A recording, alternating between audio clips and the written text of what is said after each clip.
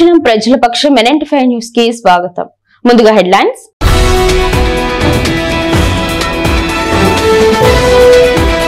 కాలు ఇరిగి ఆపరేషన్ కోసం కార్పొరేట్ ఆసుపత్రికి వెళ్తే కాటికి పంపేశారు. మదనపల్లిలో ఓ ప్రైవేట్ ఆసుపత్రి నిర్వాహకం.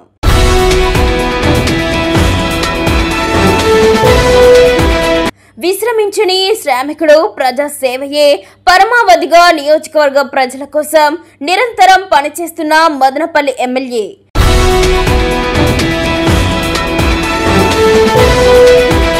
స్వదేశీ వస్తువులను ప్రోత్సహించి దేశాభివృద్ధికి బాటలు వేద్దాం.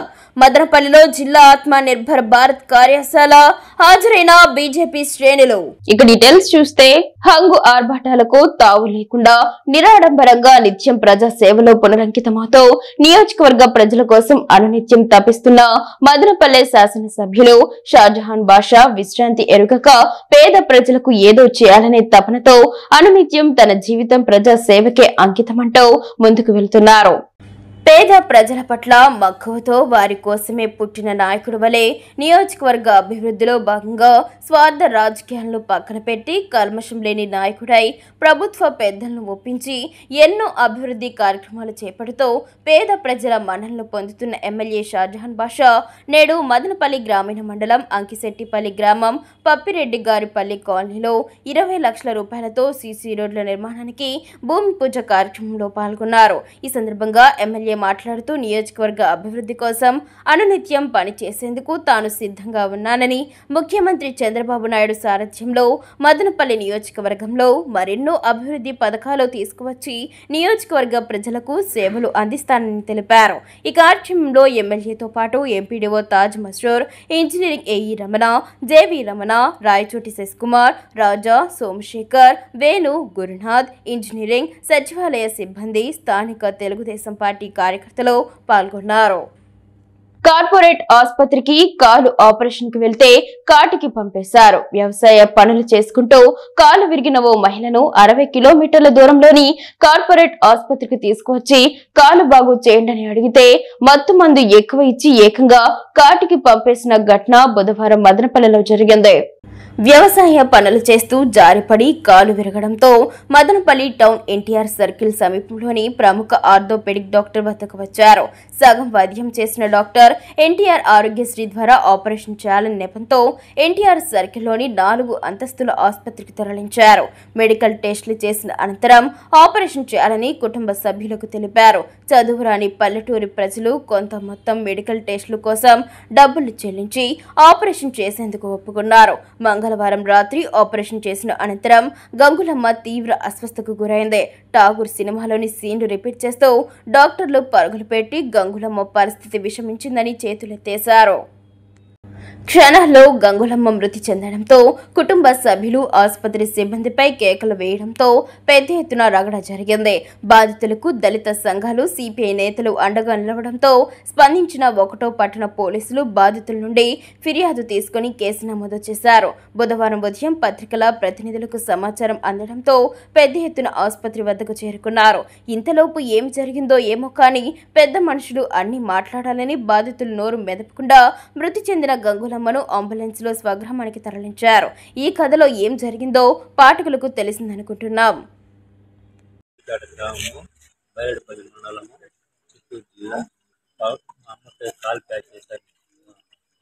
హాస్పిటల్కి రావడంగా అక్కడ డాక్టర్ కాలు డ్యామేజ్ అయ్యింది, మీరు హాస్పిటల్కి అన్న పోయి ఆపరేషన్ చేసుకోవాలని చెప్పినారు. మనం కాకిపేట నుంచి ఇక్కడ మదనపల్లికి సహస్ర హాస్పిటల్కి వచ్చినాం.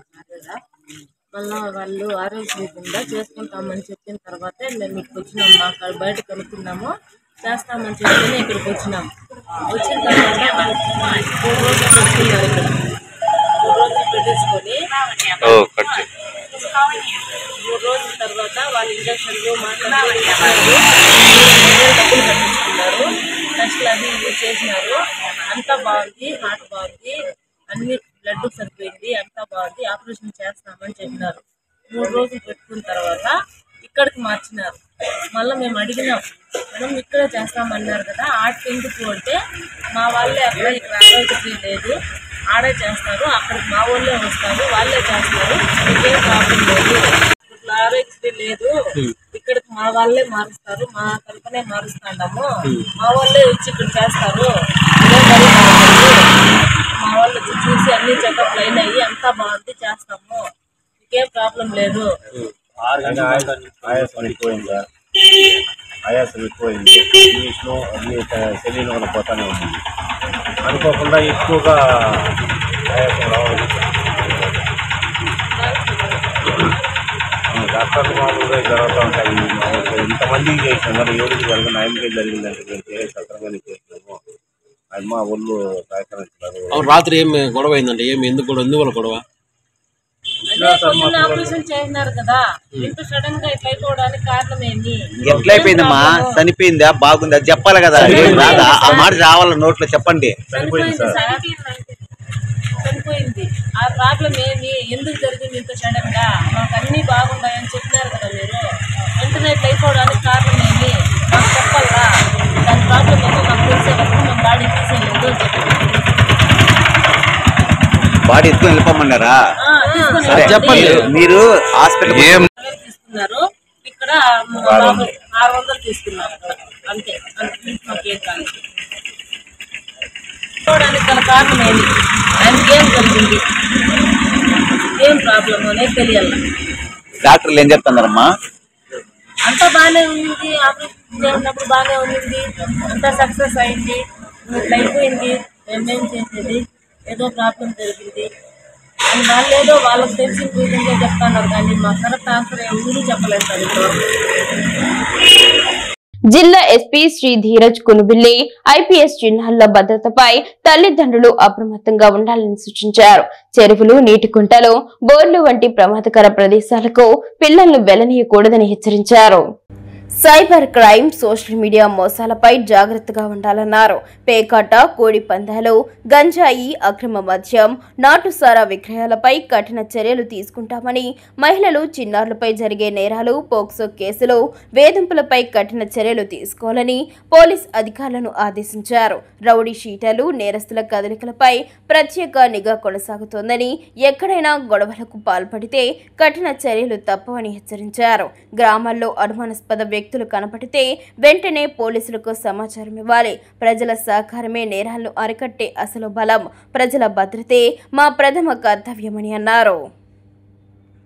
మదనపల్లె సమీపంలోని Madanapalle institute of technology and science deemed to be యూనివర్సిటీలోని ఎన్ఎస్ఎస్ విభాగం వారి ఆధ్వర్యంలో మదనపల్లె లయన్స్ క్లబ్, ప్రభుత్వ ప్రాంతీయ ఆసుపత్రి మరియు Skanda super speciality dental hospital Madanapalle సంయుక్త ఆధ్వర్యంలో రక్తదాన శిబిరం, నేత్ర వైద్య మరియు దంత వైద్య శిబిరాలు నిర్వహించారని university vice chancellor doctor C Yuvaraj తెలిపారు.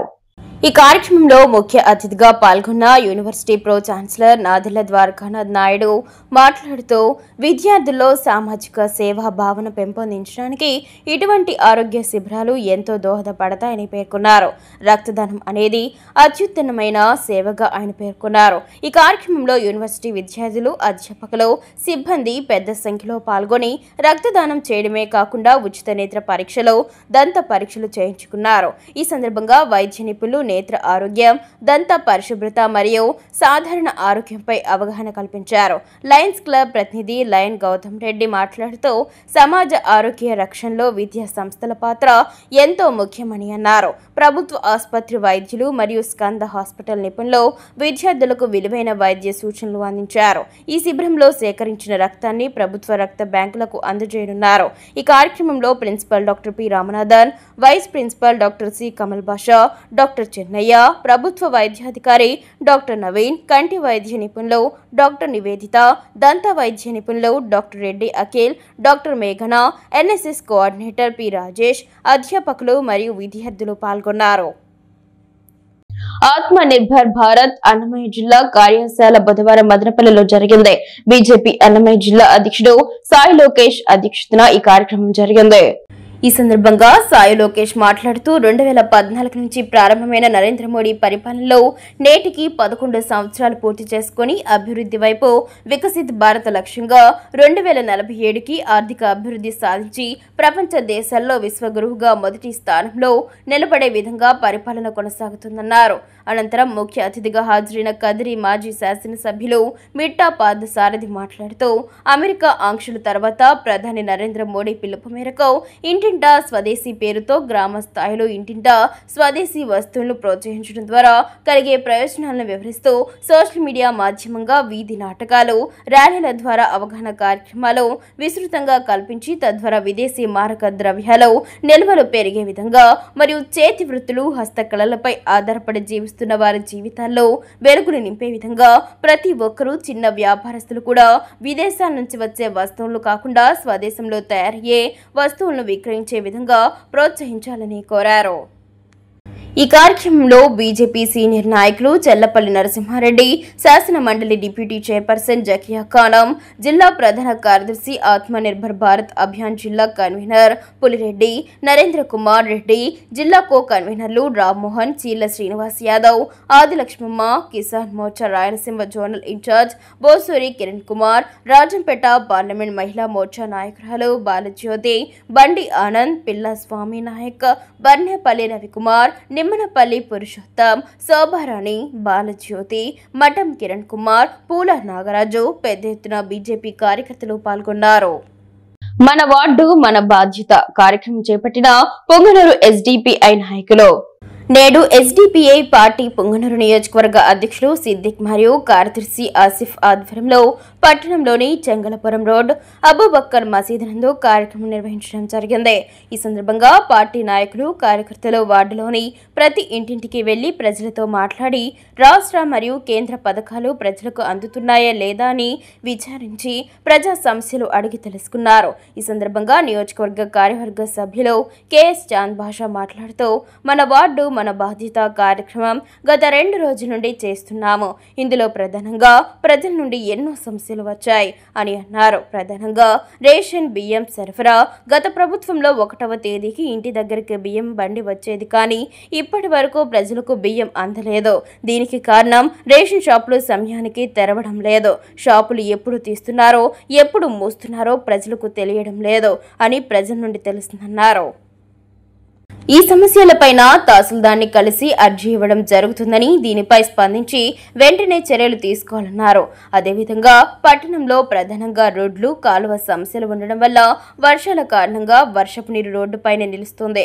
దాని కారణంగా ప్రజలు ఇబ్బంది పడుతున్నారు. కావున పట్టణంలోని రోడ్లు, కాలువలు మరమ్మతు కార్యక్రమం చేపట్టాలని ఈ సమస్య మీద మున్సిపల్ కమిషనర్ కి వినతి పత్రం అందజేశారు. దీనిపై వారు స్పందించి ప్రజా సమస్యలను పరిష్కారం చేయాల్సిందిగా కోరారు. ఈ కార్యక్రమంలో నియోజకవర్గ అధ్యక్షులు సిద్దిక్, కార్యదర్శి ఆసిఫ్, నాయకులు షామీర్, రాయల్ బాబా, సిద్దిక్, వి అతిక్ బాషా, ఇద్రిస్, జుబేర్, సద్దాం, హుజేఫా మరియు కార్యకర్తలు పాల్గొన్నారు.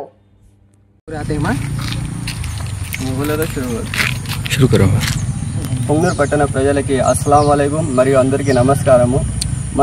మన వార్డు మన బాధ్యత అనే ఎస్డిపిఐ పార్టీ ప్రోగ్రాము చేపట్టింది. ఈ ప్రోగ్రాంలో ప్రజల నుంచి చాలా ప్రాబ్లమ్స్ వచ్చాయి.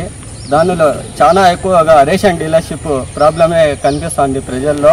రేషన్ డీలర్షిప్ దగ్గరికి వెళ్ళినప్పుడు రేషన్ డీలర్లు అవైలబుల్లో ఉండడం లేదు. అక్కడ వాళ్ళ ఫోన్ నెంబర్లు కూడా ఉండడం లేదు.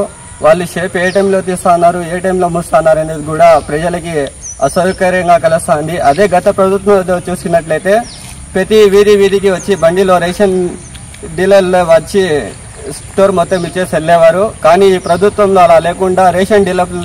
అనుక్షణం ప్రజల పక్షం NNT5 న్యూస్ ఇంతటితో సమాప్తం. తిరిగి రేపు బులెటిన్ లో మళ్ళీ కలుసుకుందాం. అంతవరకు సెలవు. నమస్కారం.